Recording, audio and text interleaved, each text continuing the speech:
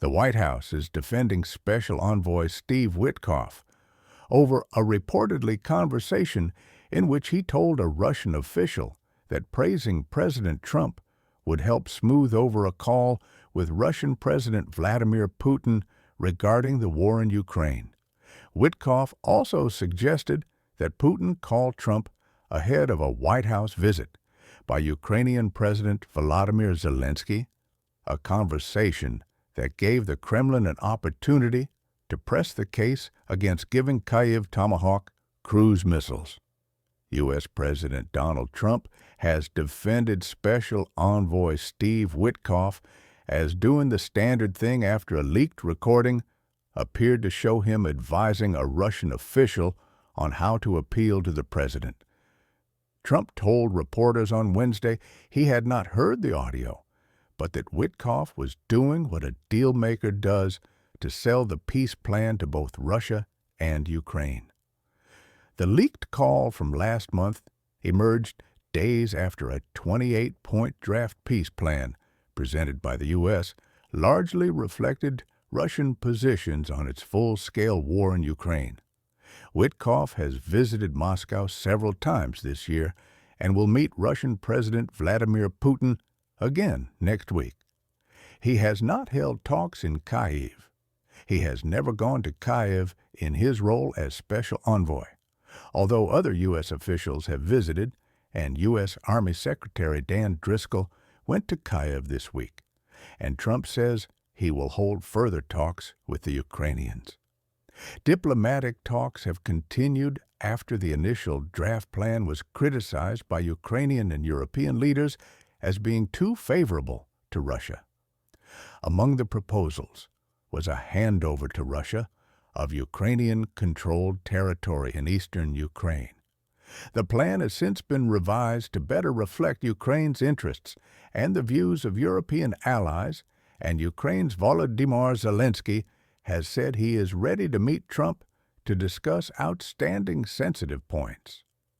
In the leaked audio recording obtained and shared as a transcript by Bloomberg, Witkoff appeared to advise Yuri Ushakov, Putin's foreign policy advisor, on how to get on Trump's good side. BBC News has not independently verified the reported 14th of October call, but Trump said it represented a very standard form of negotiations. During the leaked conversation, the two men reportedly talk about ending the war, with Ushakov asking if it would be useful to get their bosses, Putin and Trump respectively, to speak.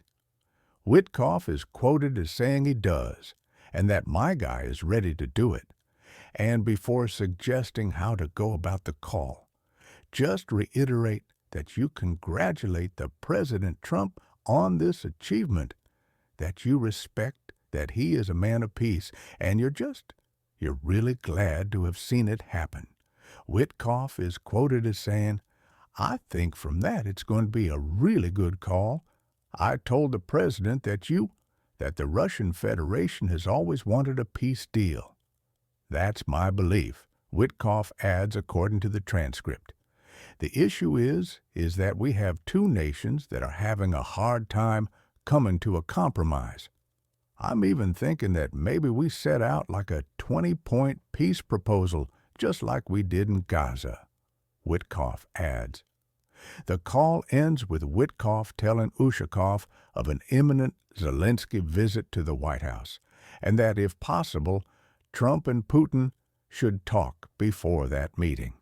What followed was a 2.5-hour phone call between the U.S. and Russian presidents, news of which emerged as Zelensky was on his way to Washington last month.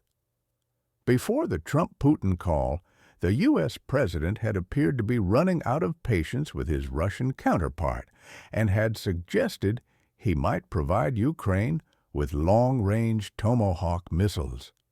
By the time Zelensky entered the White House, the atmosphere appeared to have changed. Trump said giving Kyiv Tomahawks could escalate the conflict, and he believed Putin wants to end the war. Asked about the leaked call, Yuri Ushakov told Russian state media that it was done to hinder, probably, and that it was unlikely to be done to improve relations. He also confirmed that Witkoff would be visiting Moscow next week as per a preliminary agreement.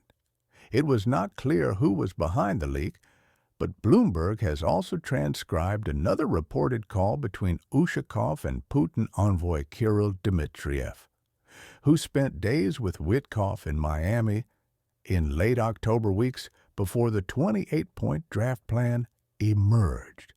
According to the transcript, Dmitriev tells his Russian colleague, "We'll just make this paper from our position, and I'll informally pass it along, making it clear that it's all informal, and let them do like their own."